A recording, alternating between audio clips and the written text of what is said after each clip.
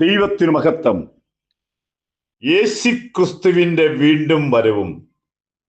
പ്രവചന പഠനം 247 ഭാഗത്തേക്ക് ഏവരെയും പ്രാർത്ഥനയോടെ ക്ഷണിച്ചുകൊള്ളുന്നു.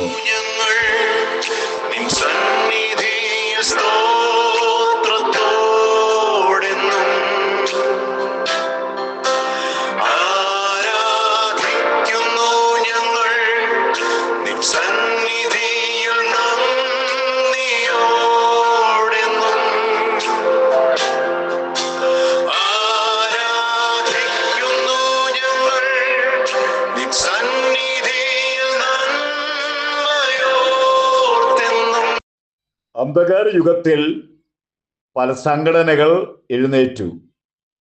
ആ കൂട്ടത്തിൽ എഴുന്നേറ്റ സംഘടനയാണ് പരീശന്മാർ. പരീശന്മാർ എന്നതിൽ വേറുപെട്ടവർ എന്നർത്ഥം. പ്രാരംഭത്തിൽ നല്ല ആശയത്തോടെയാണ് ഇവര് ആരംഭിച്ചത്.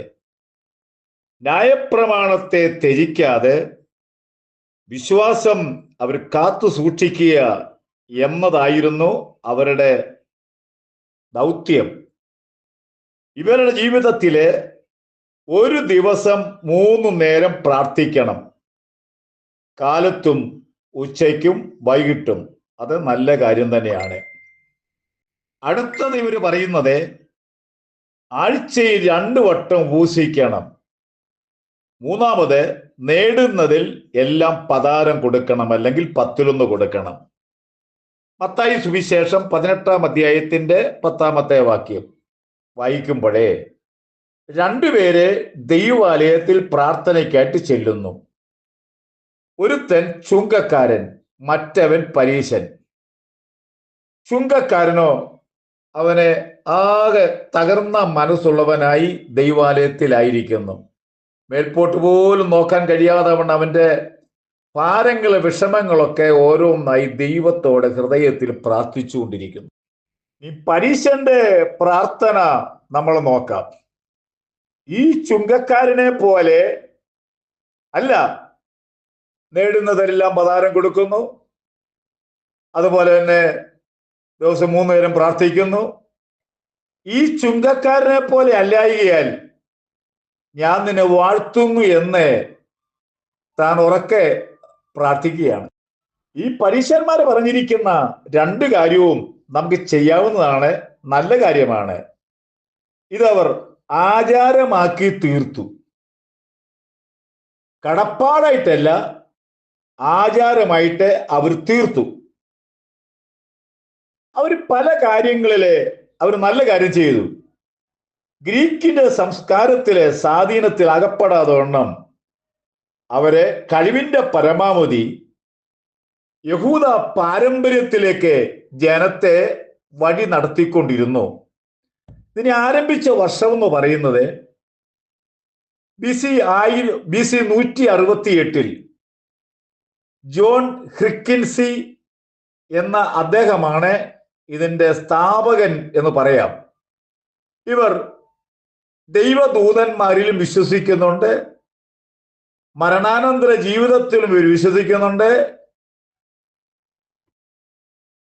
ഇവർക്ക് വന്ന വേറൊരു കുഴപ്പമെന്ന് പറയുന്നത് ഇവര് ന്യായപ്രമാണവും അംഗീകരിക്കുന്നു, എന്നാൽ അതിലുപരിയായിട്ട് പാരമ്പര്യം ഇവർക്ക് ഏറ്റവും പ്രധാനമാണ്.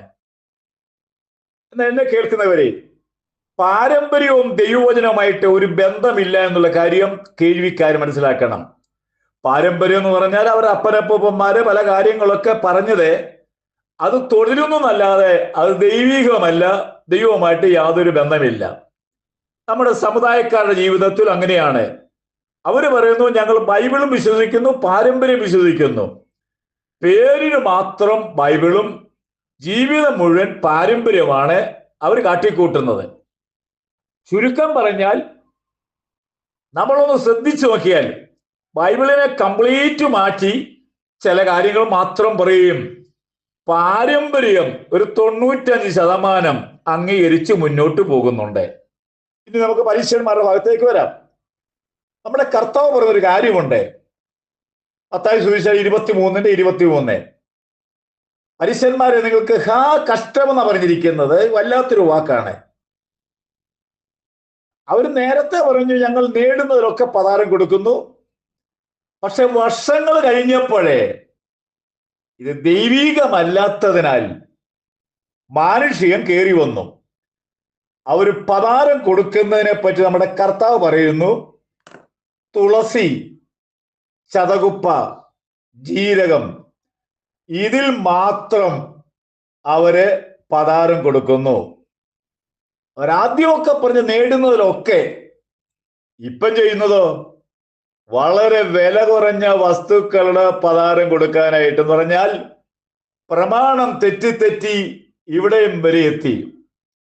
അവിടെ നമ്മുടെ കർത്താവ് പറഞ്ഞിരിക്കുന്നത് നിങ്ങൾ കുരുടന്മാരാണ്. കുരുടന്മാരെന്ന് പറഞ്ഞാൽ നിങ്ങൾ കാഴ്ചയില്ലാത്തവരാണ്. നിങ്ങൾ കുരുടന്മാർക്ക് വഴികാട്ടികളാണ്. കാഴ്ചയില്ലാത്തവർ എന്ന് പറയാൻ ദൈവീക കാഴ്ചയില്ലാത്തവർ. ദൈവീക കാഴ്ചയില്ലാത്തവരെ ഒരിക്കലും നന്നാക്കാൻ പറ്റിയില്ലെന്നാണ് നമ്മുടെ കർത്താവ് പറഞ്ഞതിന്റെ ആ ഉപമയുടെ ഏറ്റവും പ്രധാനമായ ഭാഗം. എന്നിട്ട് നമ്മുടെ കർത്താവ് പറയുന്നു, കിണ്ണങ്ങളുടെ പുറമെയൊക്കെ നല്ലപോലെ കഴുകി വെടിപ്പാക്കുകയാണ്. കാഴ്ചയ്ക്ക് നല്ല ഭംഗിയാണ്.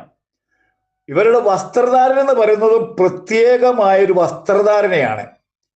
ഇവരെ കണ്ടാൽ ആ കാലത്തെ പരീശന്മാരെന്ന് പറയത്തക്കവണ്ണമുള്ള വസ്ത്രധാരണയാണ്. നല്ല ഇറക്കമുള്ള വസ്ത്രമൊക്കെ ഇട്ടാണ് അവർ നടക്കുന്നത്. അവരെ വഴിക്കോണിലൊക്കെ നിന്ന് പ്രാർത്ഥിക്കും എന്ന് പറഞ്ഞാൽ അവര് 3 നേരം പ്രാർത്ഥിക്കണമല്ലോ. ഇവര് പ്രാർത്ഥനക്കാരാണെന്ന് ലോകം അറിയാൻ വേണ്ടി ഇവരെ അഭിനയിച്ച് കാണിക്കുന്നവരാണ്.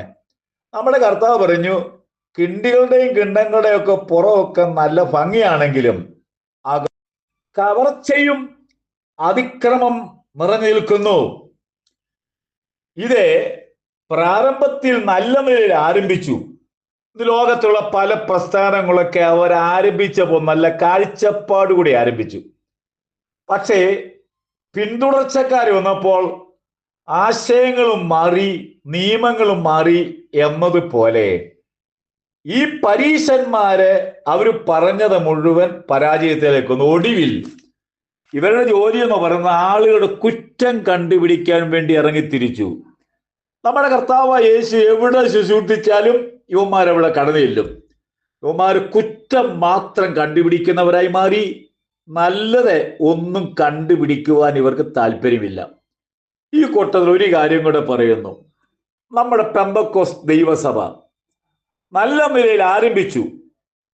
വചനത്തിലൂടെ മുന്നോട്ട് പോയിക്കൊണ്ടിരിക്കുന്നു. തുടർന്നും വചനം വിട്ട് മുന്നോട്ട് പുറകോട്ട് ഇടത്തോട്ടോ വലത്തോട്ടോ പോകാതെ നമ്മൾ വചനത്തിൽ എന്തു പറയുന്നുവോ അതിൻ പ്രകാരം ജീവിക്കുവാൻ ഇല്ല എങ്കിൽ നമ്മുടെ പരാജയങ്ങൾ നമ്മുടെ പിന്നാലെ വരുമെന്ന് ഓർപ്പിച്ചുകൊള്ളുന്നു. ആയതുകൊണ്ട് സത്യസുവിശേഷത്തിന് വേണ്ടി, നിർമ്മലമായ വചനത്തിന് വേണ്ടി അപ്പുറവും ഇപ്പുറവും ഒരു ശകലം പോലും തെറ്റിക്കാതെ, ഒരു വള്ളിക്കോ പുള്ളിക്കോ മാറ്റമില്ലാതെ നമ്മുടെ ദൈവസഭ മുന്നോട്ട് കൊണ്ടുപോകാൻ തക്കവണ്ണം നമുക്കെല്ലാവർക്കും ഉത്തരവാദിത്വം ഉണ്ടായിരിക്കുമെന്ന് ഓർപ്പിച്ചുകൊണ്ട് ഞാൻ ഈ സന്ദേശം ഇവിടെ അവസാനിപ്പിക്കും. തുടരും. നമുക്ക് പ്രാർത്ഥന ഞാൻ എപ്പോഴും പറയുന്നതാണ്. നമ്മുടെ ജീവിതത്തിൽ ഏറ്റവും പ്രധാനമായ കാര്യം നമ്മുടെ കർത്താവിൻ്റെ വരവിൽ നാം എടുക്കപ്പെടണം. കൈവിടപ്പെട്ടാൽ ഭീമമായ നഷ്ടമായിരിക്കും. ഞാൻ എന്നും പറയുന്നൊരു കാര്യമാണ്, ഭാരതത്തൊരു വലിയ ഉണർവ് ഉണ്ടാൻ പോകുന്നു. നിങ്ങളും അംഗമാകൂ. ദൈവം നമ്മളെ അനുഗ്രഹിക്കട്ടെ.